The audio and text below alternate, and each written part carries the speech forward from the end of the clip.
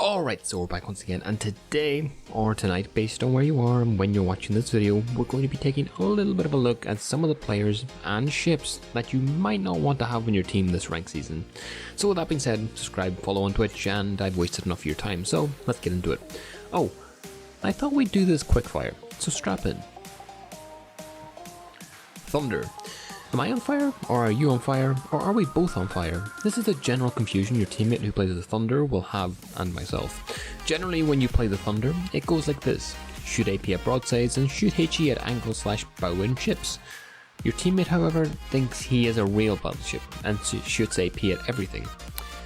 You'll just have to accept that some games you might just lose. Next up is the Daring. Daring, I'm sure the type of person to pick the Daring is in fact fairly daring, in so much that they're willing to sacrifice so much of their ranking in order to just play this ship poorly in ranked. And by poorly I mean losing a gunfight to a Shimakaze poorly. Yep, that kind of poorly. Moving on. Conqueror. The only saving grace that I can find by people who play the Conqueror in ranked is the fact that they get the ability to have a second go at ranked by pressing the W key, or is it the U key or something, and print basically a new ship when they inevitably get citadeled for the third time in 3 minutes. But that won't matter all that much, because after printing that new ship, they'll still die in about 3 minutes later. Next up is the Shimakaze. The Shimakaze, the more useless Holland. I really am confused as to why anyone would play this ship over the Holland. But then again, I'm really confused as to why anyone would play the ranked in the first place. So I suppose the Shimakaze and missing consistently all your torpedoes with F3 torps isn't all that much of a stretch in reality. Des Moines. Good Des Moines players usually tend to sit at the edge of a rock and radar 24/7 any enemy DDs that pop up in the hope of insta-killing them, or at least that's what I think good Des Moines players should do. But then again, I've never played the Des Moines, so I could be just talking out of my...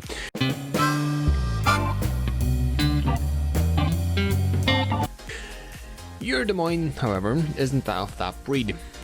They're more of the kind that thinks they have smoke when really they have a radar, and well, tend to get very quickly deleted when they open fire on that enemy Montana that's sitting just 12 kilometers away, rather than farming it.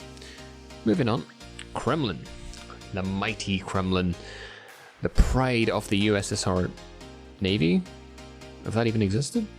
Anyways, the best comparison I could use for the Kremlin is Rasputin.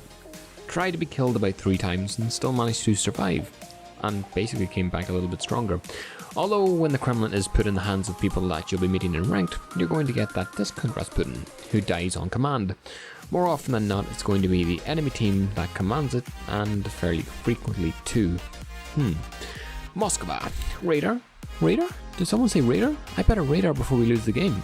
These are all the thought processes that go through the mind of an allied Moskva player while playing a ranked game. So eager are they to use the special radar skill that they'll even use it by accident when you just type radar in chat to inform your team that the enemy Moskva just used their radar. Although probably due to the same thought process from the Moskva player on your team had. Gearing.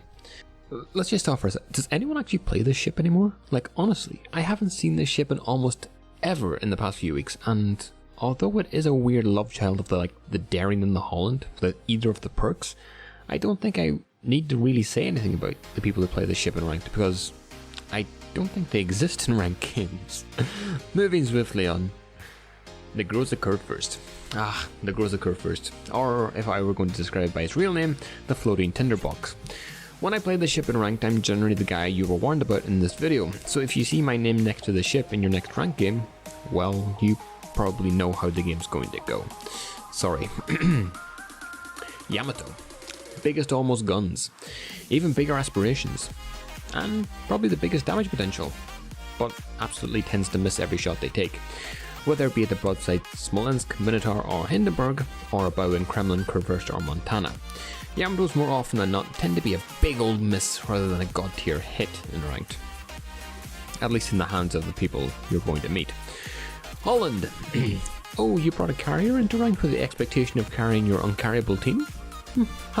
No chance. Say hello to the airplane shredder. You're not going to have a good time in this game. Wait, Wait, what's that? What do you mean there's no carriers in this game? I guess I can be a Shimakaze clone with better guns, I guess? Although the Allied Holland will probably perform just as well as the Shimakaze player I already mentioned previously. Minotaur, Haha, I have a really fast reload and I'm going to be the AP version of the Smolensk and kill all the enemy DDs. On farm that goes occur first, pushing through the middle of the map, and win our team the game. But what actually happens is that this player manages to get one shot by either the enemy Yamato, Shikishima, or Kremlin, or any other battleship that tends to exist on the enemy team. That, or smoke up in front of an enemy Shimakaze, forget to activate their hydro in time, and get very quickly dev struck 2 minutes into the game by 4 torpedoes. Not speaking from experience. Finally, we get to the Venezia. I'm currently grinding this ship, and I swear to God, if I don't get it by the time ranked finishes, I'm going to lose my mind more than is possible in ranked. Anyways, this ship and its players tend to pretend that it's a cruiser, and no, not in a cruiser as in a navy type of cruiser, more in the sense of it being a cruise ship just sailing through the Caribbean, i.e. sailing around and around and around in circles and doing generally not all that much in terms of damage, or actually helping your team to win the game at all. Now, you may be thinking I left ships, and I did, because generally, when you're creating a list of tier 10 ships, you tend to forget a few. Anyways, if there's any ships that I missed, or any players that I missed, leave a comment down below. Subscribe to my YouTube and follow me on Twitch. Goodbye.